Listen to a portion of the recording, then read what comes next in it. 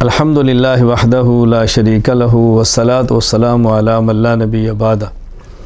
روزہ افطار کرتے وقت کچھ دعائیں ہیں جو رسول اکرم صلی اللہ علیہ وسلم سے منقول ہیں، اور کچھ دعائیں ہر بندہ اپنی ضرورت کے لیے کرتا ہے۔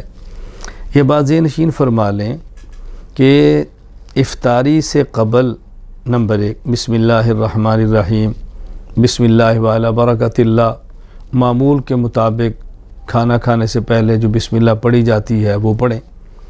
اور افطاری سے پہلے حدیث پاک میں 2 دعائیں موجود ہیں۔ نمبر 1 یا واسع المغفرہ اغفر لی، یا واسع المغفرہ اغفر لی، میں نے ذرا کھول کر پڑھا ہے کہ سمجھ آ جائے۔ یا واسع المغفرہ اغفر لی، اے وسیع مغفرت والے میرے تمام گناہوں کو معاف کر دے، رسول اکرم صلی اللہ علیہ وسلم سے۔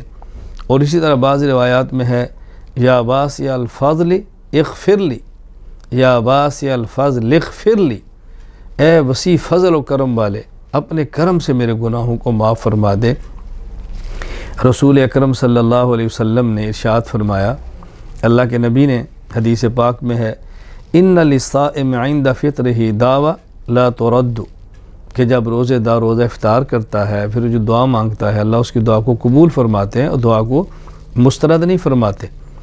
تو نبی پاک صلی اللہ علیہ وسلم کا اپنا پھر معمول کیا تھا، اس موقع پر یہ دعا پڑھتے یا واسع الفضل اغفر لی۔ ایک حدیث پاک میں ہے نبی کریم صلی اللہ علیہ وسلم فرمایا ان لکل صائم دعوی، کہ ہر وہ شخص جو روزہ رکھتا ہے تو اس کو حق ہے وہ دعا بھی کرے۔ اور آپ کا معمول کیا تھا، فَإِذَا هُوَ أَرَادَ أَن يُفْطِرَ، اللہ کے نبی نے فرمایا۔ اچھا، اسی طرح ایک حدیث پاک میں ہے کہ رسول اکرم صلی اللہ علیہ وسلم فرمایا ان لکل صائم دعوی، روزہ دار کو چاہیے کہ افطاری کے وقت دعا بھی مانگے۔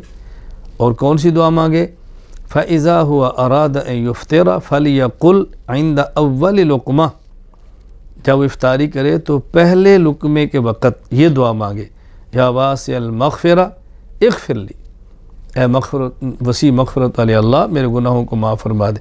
اب دیکھو حدیث سے صاف صاف معلوم ہو رہا ہے عند اول لقمہ، کہ یہ دعا بظاہر افطاری سے پہلے کی ہے۔ اس لیے بسم اللہ الرحمن الرحیم، بسم اللہ وعلی برکۃ اللہ، جو عام کھانے کے وقت دعا پڑھی جاتی ہے، اللہ کا نام لیا جاتا ہے کھانے پر، وہ تو ہے۔ باقی یا واسع الفضل اغفر لی، یا واسعۃ المغفرہ اغفر لی، یہ دعا بظاہر معلوم ہوتا ہے کہ افطاری سے پہلے کی ہے۔ باقی بعض دعائیں دوسری حدیث پاک میں موجود ہیں کہ جو قرائن اور دلائل سے معلوم ہوتا ہے کہ افطاری کے بعد کی ہیں۔ اس میں سے ایک دعا ہے اللہم لک صمت وعلی رزقک افطرت، ایک دعا ہے اللہم لک صمت وعلیک توکلت وعلی رزقک افطرت۔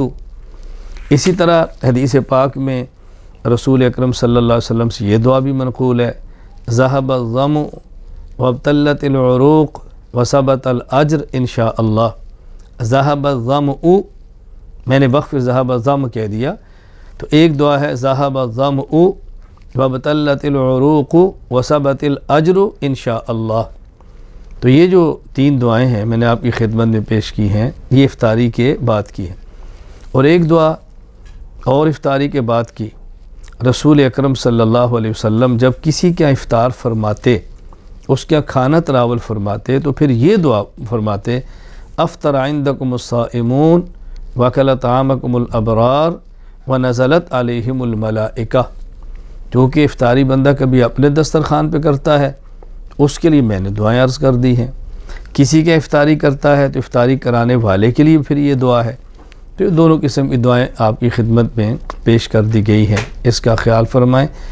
اور اس موقع پر اگر اور کوئی دعا اپنی ضرورت کی بندہ کرنا چاہے تو افطاری سے پہلے کر سکتا ہے، یعنی کیونکہ 10 منٹ باقی ہیں، آدمی فارغ ہے، افطاری کے انتظار میں ہے، تو بجائے اس کے دنیاوی باتوں کے اندر لگا رہے، بلکہ اس موقع پر اہتمام کرے، دعا مانگے، دروشی پڑھ لے، تلاوت کر لے، کوئی ذکر اذکار کر لے، عبادات کے اندر مشغول رہے، تو کوئی بھی اپنی ضرورت کی دعا اللہ سے مانگے تو مانگ سکتا ہے۔ خاص وہ دعائیں جو رسول اللہ صلی اللہ علیہ وسلم سے منقول ہیں وہ میں نے آپ کی خدمت میں پیش کر دی ہیں۔ اللہم لک صمت وعلی رزقک افطرت، अल्लाहुम्मा लका सुमतु व अलैका तवक्कलतु व अला रिज़्क़िका अफ़्तरतु ज़हब अज़्ज़मउ व बतल्लतिल उरूक़ु व सबतल अज्रु इंशाअल्लाह। ये 3 दुआएं इफ्तारी के बाद जब इफ्तारी अपने यहाँ करें, जब किसी क्या करें तो ये दुआ भी 3 पढ़ें, और एक दुआ मज़ीद मैंने अर्ज़ की है कि वो दुआ भी आप पढ़ें, अफ़्तर इंदकुमुस साइमून वकलत ताअमकुमुल अबरार व नज़लत अलैकुमुल मलाइका।